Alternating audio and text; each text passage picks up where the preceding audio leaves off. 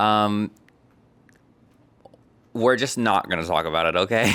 Like, I'm wearing it like kind of in like an ironic way, but like non-ironic, but also like it's really comfortable, and I think it's kind of like reclaiming it. It's like camo. Gays can wear camo. He just said they can't. Whoa.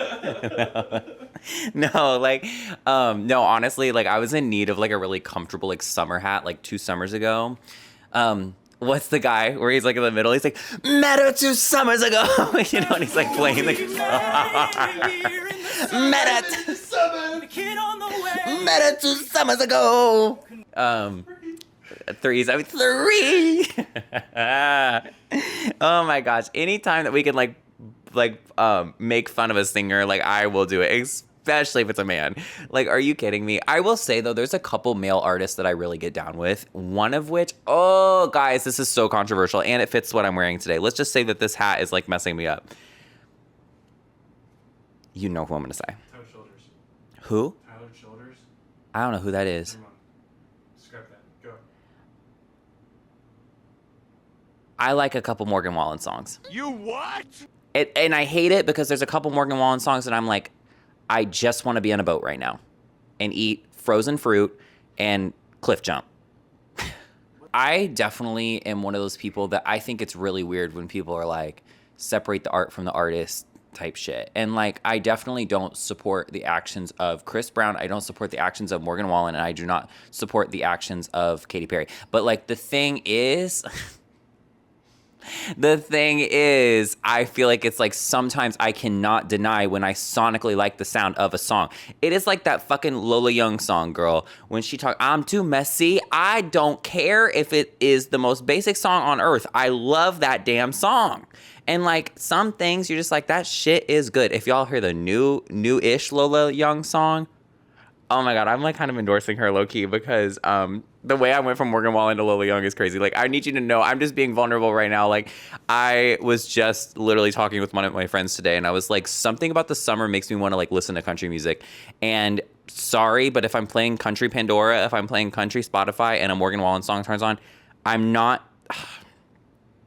instinctively running to skip the song. That's all I'm saying. I'm not saying I love him. I'm saying I'm not gonna lie and say that it sounds like shit. I kind of think it sounds good. Did I just lose my gay card? Yeah. Well, damn. Damn! You know the video of the lady that somebody's aunt, and she's like, oh! Like, that's how people are with me all the time. Like, because I keep it real, guys. I keep it real. Kind of wanted to talk about, like, the idea of friendships today. Like, thank you for being a friend. I wanted to talk about friendships today, and I wanted to talk about this idea of, like, people growing, changing, meeting them where they're at. Like, this idea of, like, a good friendship is a friendship that grows alongside each other, and you can't, in the same way that we're talking about people putting people in boxes, you can't only be friends with a person because they are in the exact version, job, hair color, style that they are in, and then when they change one thing, you question their friendship. And I mean, okay, let's be honest. Like, I think we all had that thing in high school. I think we all had that thing early on where it was like, I need everyone to be perfect, and everyone has to be a saint, and I need to be a saint, and if my friends ever have a mistake, it's like, you're out of here. You're out, Buster. Like, it used to be that way, like, for a lot of us. And, you know, there's something really beautiful about being like, everyone's imperfect, and that's okay. And I also think, like, meeting your friends where you're at and being okay with your friendship having flexibility. So, point of the story being, I have a lot of friends from high school that I still keep in touch with, and I love, cherish, and adore them. The thing that's crazy is each and every one of our friendships looks completely different than it did when we were in high school. And that might be one of those things that if you would have told 17, 18-year-old me, I would have been like, no way. Or I would have been like, aw, like, that sucks. Now I'm like, number one, streets killed me. If we were trying to be friends the way we were friends in high school, it would not work right now. And that's the truth. Like, if we tried to, like, hang out at the same capacity or do the same things or whatever, I felt like it was to a point where a lot of our friendships when we were younger were so determined on, like, Everything had to be an event. Everything had to be a spectacle. Everything had to be like a high stress plan, I would just say. You know when you like go to someone's birthday party and like planning a birthday party, how that feels? Nothing is normal. Girl, where are we eating? It feels like you're trying to like unwire a fucking explosive device. Like it literally feels like I don't know where we're gonna eat. Like I've never had food before. Like I have no clue what food is. Like it gets so stressful, and like texting people if they're gonna go, keeping track who's gonna make it, who's gonna flake, whatever. Everything's hyper focused, hyper sensitive. It's a lot, Robin. But if you just get together for a wine night at your house with some of the girls, very low stakes. Very low stakes, very easy. I feel like every hangout I was having with my friends in high school to a degree felt like that first version. It was very much like, we're all going to go to Six Flags. We're all going to go to this concert. We're all going to go out and bowl and skydive tonight. And it felt like it had to be all of these like really intense things. And God bless it. I'm so glad we did, because we got experiences in. Now, as I get older, so much of my friendships are a lot more like, hey, I have to go get groceries. Do you want to go with me? And then we can go get dinner. And I probably would have been like, that's lame as hell back in the day. But now I'm like, that's just where the wind takes me. That's where the wind takes me. That's where they takes my friends. I started becoming friends with a lot more people that are they just want to be with you. I just want to be with them. And it's mutual. And it's like, I don't care what we're doing. I'm just happy to be with you. Which sounds so poetic and gay, but like y'all need to hear me out. Like it truly, I don't know when my brain plugged in that way, but it's like, it kind of goes full circle with this idea of like self-image though. I think the reason I was doing like way too damn much early on is because I was trying to keep them entertained and keep them around. The idea of telling your friends that we're going to go grocery shopping and go to dinner together, like, you're going to think I'm lame as hell. Like, you're actually going to walk. You know what I mean? Because it's like trying to walk. Like, girl, it's like you're going to walk because it sounds so, like, dumb and boring. And it sounds like I'm, like, a boring friend or whatever. But the truth is, it's kind of the opposite. If I was telling my friends all the time, like, the only way we can hang out is if we go to a concert, skydive, and do, like, breakdancing, they'd be like, girl, you are high maintenance as hell. Like, I love being a low maintenance person. As I've rambled through 17 topics in 3 minutes, like literally, like, but no, like, hear me out. But like, I love being a low maintenance friend and like a low maintenance person, because then we can get to the real stuff.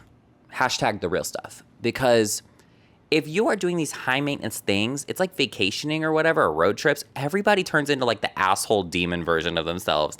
Everybody needs quiet time. Everybody's overstimulated. Everybody's mad as hell, like whatever. If you truly are having a low maintenance night with your friends, it's like, oh, now we can get to the good stuff. Tell me about grandma. How was she? You know, was she a doll? Like whatever. Like literally, as soon as you take away like those high stress things and just really get down to the nitty gritty of just, I enjoy time with you and that is enough. Your conversations, your time together, everything gets so much more like fine-tuned. It's like you're truly hanging from the heart versus hanging from like just I need to be stimulated, which amen. Amen, honey. We need to be stimulated for real. But yeah, this new age friendship is so much more centered on being there for each other. And that true friendship does not have to be that we talk every day and talk every hour, and even that I see you every week. If you would have told me that early on, I would have said, damn, you have some really bad friends. But now I acknowledge that, like, life is so fucking vast, and we all have shit going on. I think we all have shit going on. Like, girl, victorious. But, like, I think we all have shit going on. And so much of, like, my issues with my friends or, like, my issues with communication with them or whatever stemmed from my own anxiety. This feeling that, like, if we don't talk all the time, then you're not thinking about me or you're not valuing me. Which, if you hear that now, I'm like, but it was valid. It might be valid for some of y'all now. And like, I'm not trashing it because I get it. Like, trust me, I get it. when you're not getting reached out all the time, it's like, it is this thought of like, oh, so they don't care. The truth is, so many of my friends that I only reach out to maybe like once or twice a month, I think about them literally like every day, if not every other day, because I will talk about them in stories, or I'll point at something in public and I'll like think of them, or like, you know, I'll do something and I think about them, or I hear a song and I think about them. But I'm trying to be present friends. If every time we talk or every time we reach out, it is rooted in nostalgia. Hey girl, I heard this one song today and it reminded me of you, whatever. It's like, that reminds me of you when we were friends in high school. That reminds me of you, whatever. It's like, I want to be friends now. I want to be friends currently. Like current day, current week. Here's what happened last week. Here's what happened this week, whatever. If every time we get together and it is only determined on us talking about the things we used to do, what we used to like, what we used to sing along to, whatever, I almost start to find that insulting to the other person, which I know I'm doing too much. But it starts to feel like, hey girl, I only really like you from then and I just want to relive the golden days with you, like Golden Girls. It's like, no, actually, I just enjoy you. So let me hear about work today and I'll tell you about what I had for dinner yesterday too. Something about that has been so therapeutic, because as soon as we get to this idea that like the golden years are behind us, or like the best of our memories are behind us, that's the truth. When you really accept and you're like, actually, like, I think our best day is coming, and I think like we have more in the tank to give each other than what we already went through, it starts to open up a whole other door in your like relationships. So when you are only seeing these people once a month or once every other month, it starts to be like, I can't wait to see you and catch you up and also make new memories with you, versus like, can't wait to get out the fucking like time capsule together.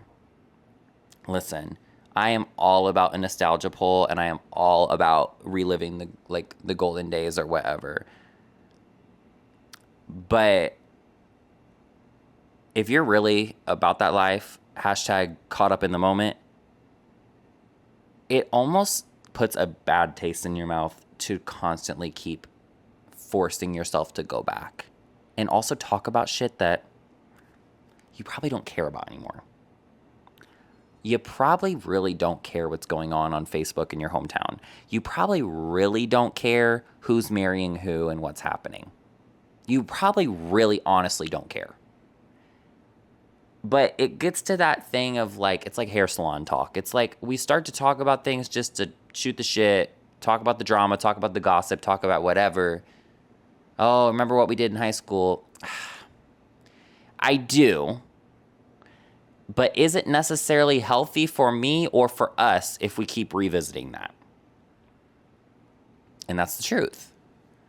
So something so attractive that's been happening lately for me is this idea of like, in my new friendships and in my new like relationships in my life, I'm trying to be like, how much can I share about myself that's about now? And how much is it about like who I currently am, versus like every friend I make, I have to tell them the story about what I had for school lunch in high school.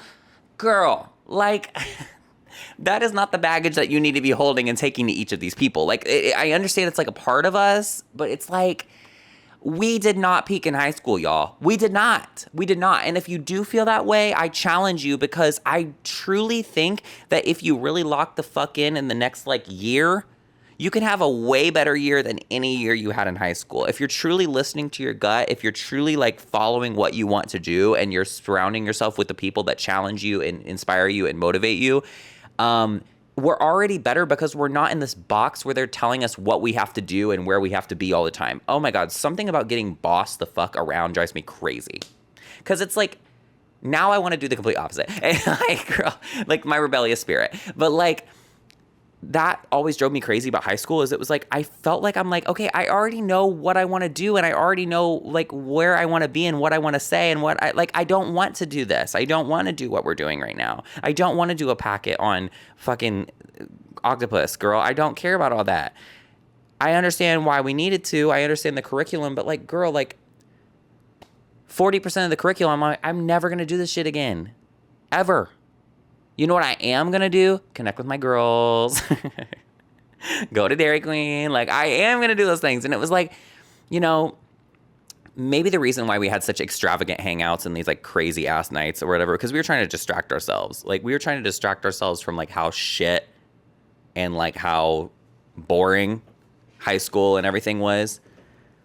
But now, like, one of the biggest compliments is a boring night. One of the most biggest compliments that I can receive from someone is come over and let's just have dinner together and hang and watch TV.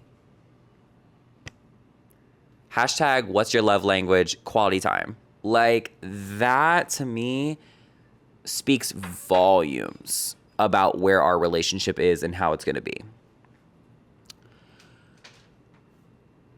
As we let like our friendships evolve, you start to realize like they operate best when there really is no conditions except really basic ones. The basic ones being, I want to feel heard. I want to feel respected. I want to feel like we can be honest with each other, like we can challenge each other.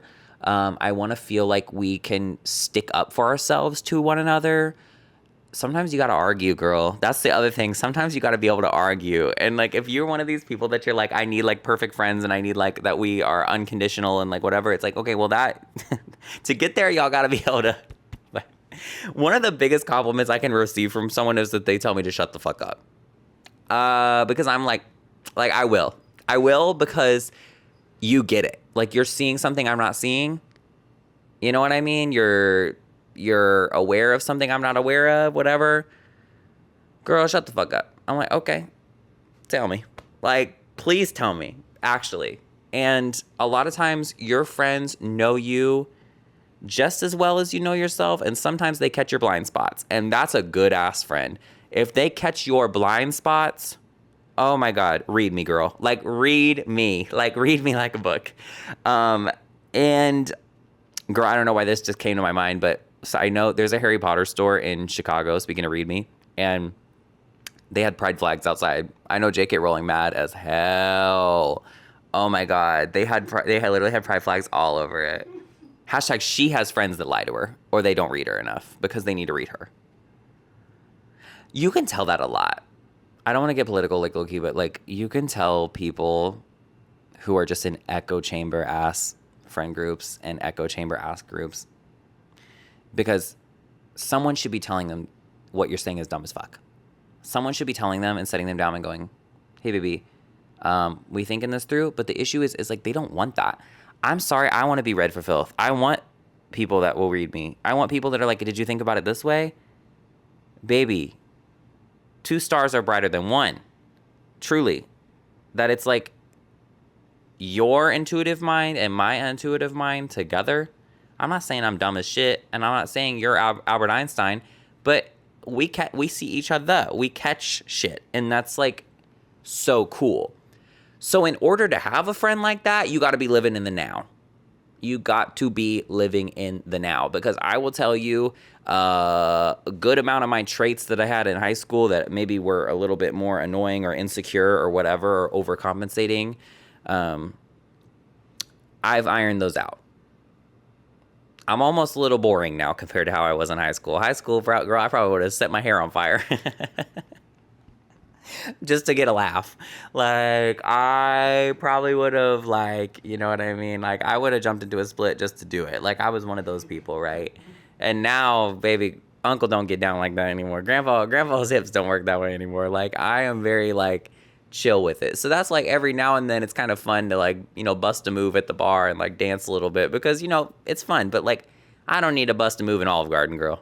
Like, I'm really gonna be okay. But in high school, I was like, oh, fuck it, I'm gonna bust my girl. I was hitting it. But, yeah, I just want to speak to that because, honestly, like, I think we all hit a point with our friends where you care about them and you want it to thrive. But it's like, in order to thrive, we have to be honest. We have to be vulnerable. We have to be sometimes, like, critique the fuck out of each other. We have to be harsh. We have to be willing to, like, be imperfect together. And when you have a nostalgia friendship, that's really hard to do. I started getting so frustrated with myself because I was spending too much time thinking about the past and not enough time thinking about the present and not enough time maybe thinking about the future. And I solved the present problem by thinking about the future because I was like, hey, my current, I don't know if this, like, girl, this is really confusing, but deal with me. I was constantly in the present thinking about the past. I started, go back to the present, now think about the future. And if you need your future to be this way, critique the shit out of your present so the present is better to set you up for that future. And now I got my present good, so I don't need to be thinking about the future all the time. I don't need to be like, oh my God, can I eat this? Because in 10 years, that place might be full. Goes, we don't give a fuck, girl. Like, it's like in the present, I am enjoying what I'm doing and I know that I'm on track. I don't need to be constantly thinking about the future in that way. So like I needed a group of people that needed to come from here and join me here. And if you want to be here, we need to be living here and not living here. We can't be living in the past together. We need to be living in the present. And I was very, very, very, very, very firm about that. And I know it seems crazy, it seems whatever, but like for my mental health and for my well-being and also for like the sake and just enjoyment of the relationships in my life, I'm like, I don't want to be talking about this shit. Girl, we need to talk about, like, literally, I was just talking about this the other day about how every fucking time you meet somebody that is gay, we always got to have this story where we say something. It's like, how was your coming out story? My gay ass been out for like fucking 10 years. I don't want to tell everybody how I fucking came out. I don't care anymore. Like, goddamn, I've been out for 10 fucking years. You know what I mean? Like, Is it, you're saying gay people ask you that or straight people? gay people, yes, all the time. Now, and listen, if a straight person asks me how I came out, I understand it's like genuinely just coming from like curiosity or whatever. But gay people, that is a huge topic of conversation within the gay community. And I think it's a lot of times on dates. But every time you get, it's like you got to rehash. How'd your mom feel about it? How'd your dad feel about it? When'd you come out in school? Oh, did you this, whatever. It's like for straight people, I mean, hey, it's kind of the equivalent of like, how was your ex? Like, were you in a past relationship? It's like, as soon as you ask that question, it gives that lady the, like, it's like, now we're getting serious. And it becomes like, how's the weather talk? And I'm like, I understand we're just trying to have a conversation, but at the end of the day, it's like, I'm done talking about that shit. I'm done with every fucking movie that has to do with black women being about trauma. I'm sick of every gay movie being about coming out, and I'm sick of every fucking Scooby-Doo movie being about God, I don't have anything, but I'm sick of every movie like being like, is this the story we want? No, like, goddamn, like, I want to hear about this perspective from like a different fucking angle. I'm just so sick of the Love Simonification of like, oh my God, we have to talk about our past. Oh my God, how did we come out? Oh my God, I'm out. Keep up with this. Keep up with where we're at now. Let's lead the way where we're at now and not lead the way from this like, well, okay, survival is a huge thing. Survival is a huge thing. And it is important to know where the fuck you came from and where you are now. Huge. I think that fuels you in a lot of ways. I think it's important to let other people know about that story. I think it's okay if that story means a lot to you. I think it's also okay if you feel the need to share that story to therefore validate how amazing it is where you are now. All of those things. Speaking personally, I'm sick and tired of the importance or the spotlight being shown on, well, did you have trauma when you were younger? If I did, and if I do, it's fueling me right now, and that's for me. That's for me. I don't need you to know or ask or care about anything that led up to this moment. What I need you to do is be here with me now and hold my hand as I progress up. That's what I need. And I don't feel the need to constantly validate where I'm at now because of what happened here. I don't want to use past as a crutch. What I want to do is I want to proceed forward and dream bigger, dream better for myself. I don't want to constantly be revisiting the past right now. I have 60 and up to do that all damn day. I get to sit in a fucking walker, and I get to sit on my rocking chair from Cracker Barrel on the fucking... I do not think Cracker Barrel will be in business in in 40 years. I really don't. I think it's on the outs right now because Cracker Barrel cannot stop adding gay shit to the menu, girl. And I think that's the reason they're going to be out, because they don't know what the fuck's going on right now. It's like they're trying to be something they're not. And that's irking me. Like, girl, why do we have, like, hamburger sliders and mimosas? It's like, girl, we are not that. You are not him. But it's like, for me personally, like, and listen, like, I will just say that applies to me personally. Because I will hear someone tell their story and it inspires me. I will hear someone talk about their past and where they came from and it inspires me. I just know personally I'm not the person to be like, well, here's what happened to me. I don't know what that is, guys. I don't know if that's insecurity. I don't know if that's like security. I don't know if that's fear of having my current self invalidated because people know that I haven't always been who I am and as confident as I am. Sure.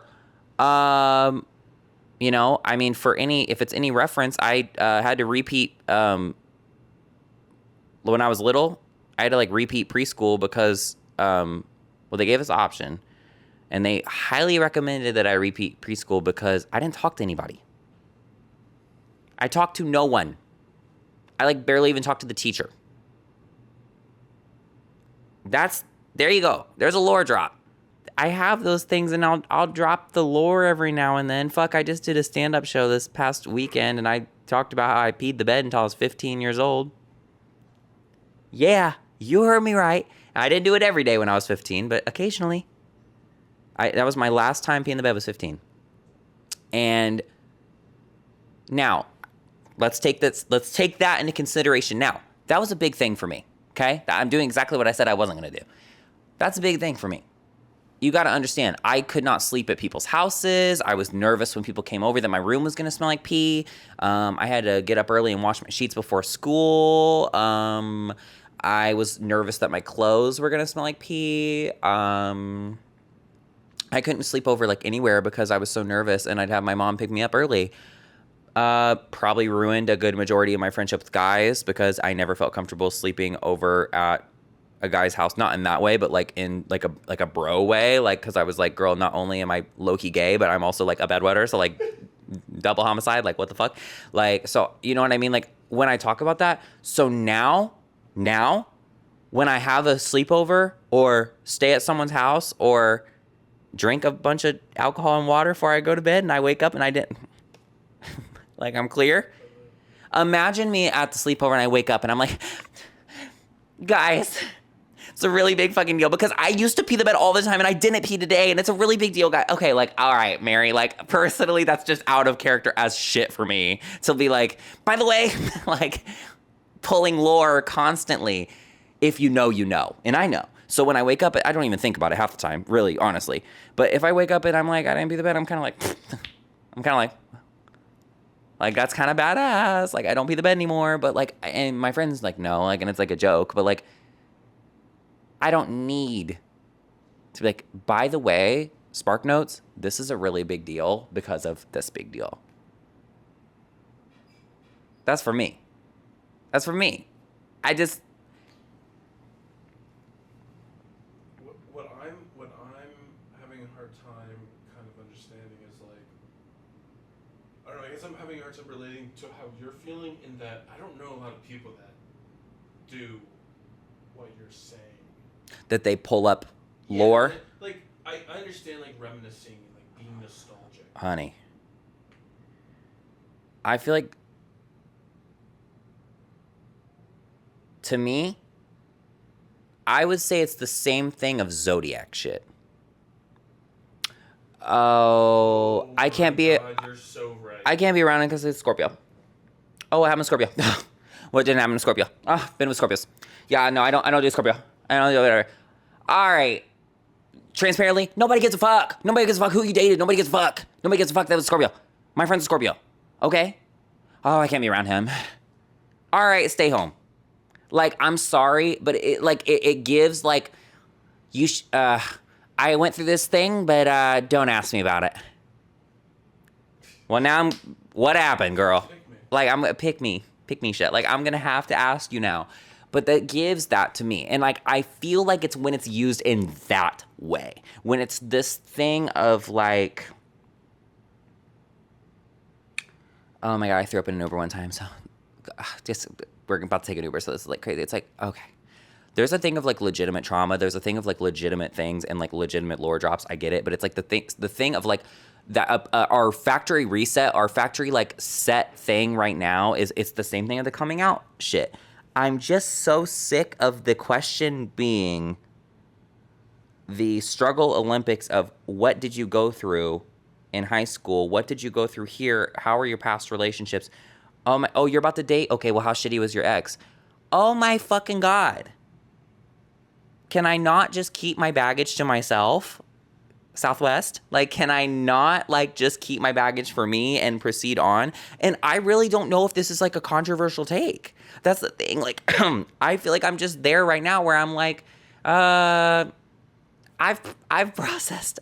I have processed. That's the thing. For our overthinkers out there, we've done that shit. We did the work. We processed, girl. We set every fucking day. You get into college, you're making friends. You're like, oh my God, I never thought I could make friends outside of high school. I thought, oh my God, this and this and this. Oh my God, we finally live alone. We finally graduate. I never thought I'd graduate. Like, whatever. I have a shit stain on like literally every single fucking memory of my entire life because there was a point in my life where I said I wasn't going to be able to do that. We did the work. Question.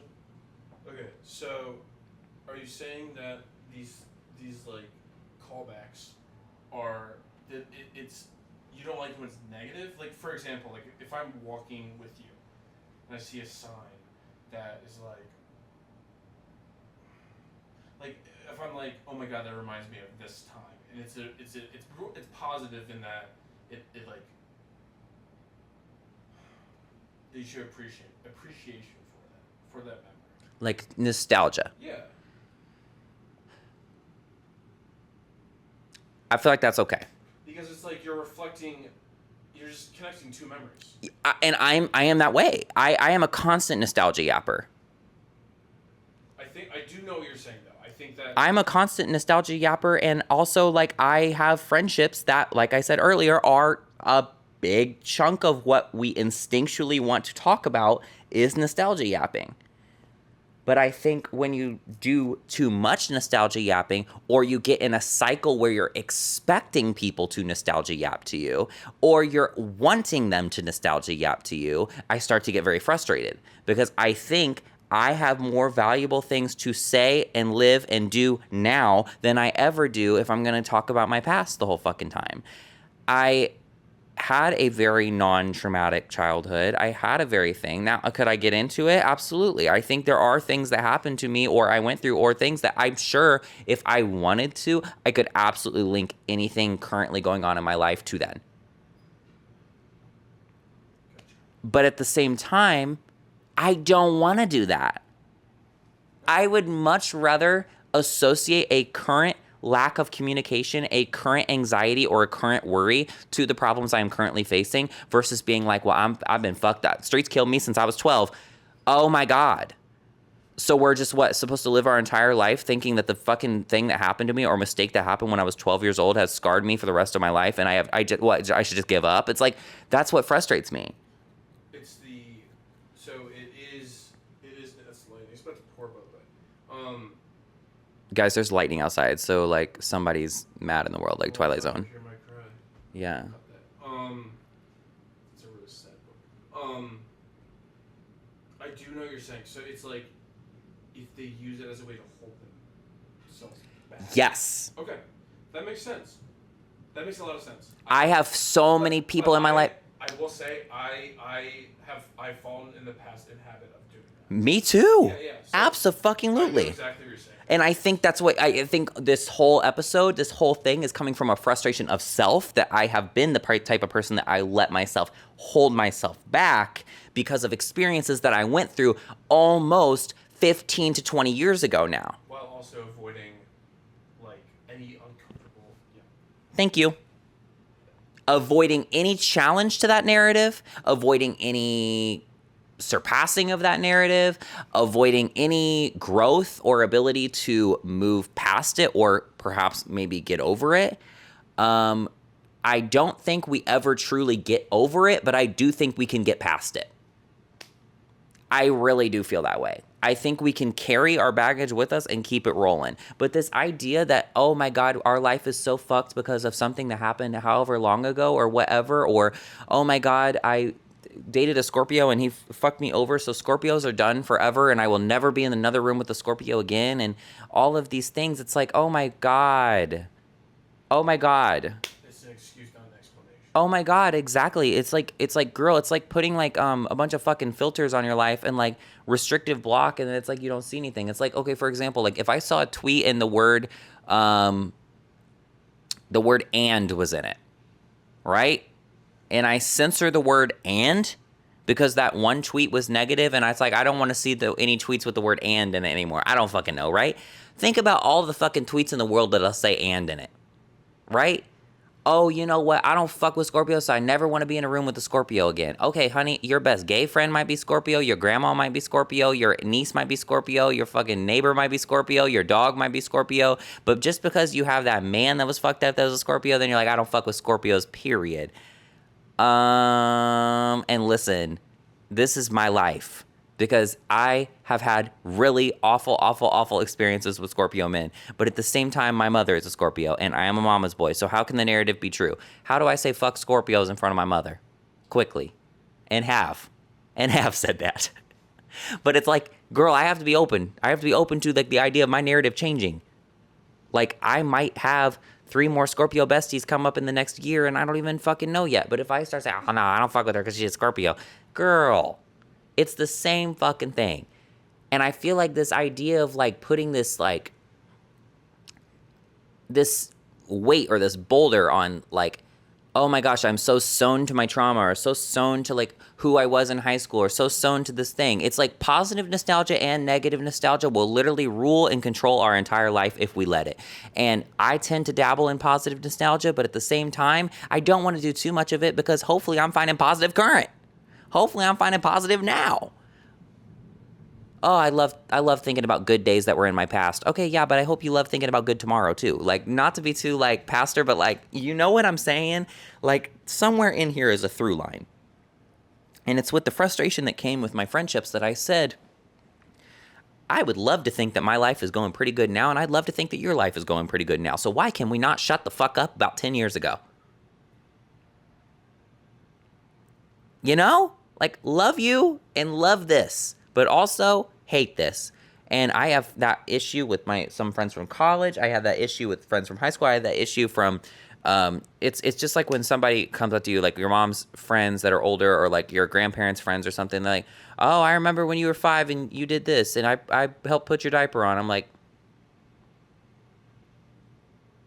so I am currently,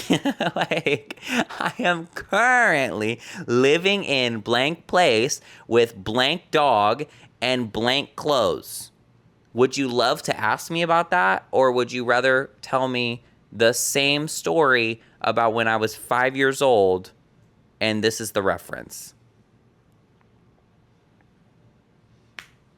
I'm just like, man, I'm living in the now, dude. Like, I'm living in the now.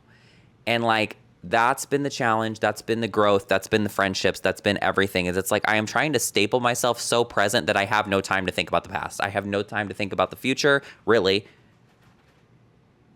I told you. Mama, it pouring outside. Mama, it pouring. But leave your comments, because I'm really curious what you feel about this. And I'm also really curious if you're struggling with this. I am really curious if this is important to you. This idea of nostalgia ruling, both negative and positive. Does nostalgia keep you afloat? Does nostalgia make you sink? Does nostalgia make you happy? Does nostalgia freak you out? What's your relationship with it? Mine changes, baby. Mine changes every year, every month. I was at a place that nostalgia used to scare the fuck out of me.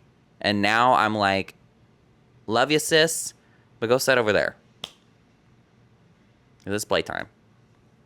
Anyway, this has been Tangent. I love you. Like and subscribe. Bye.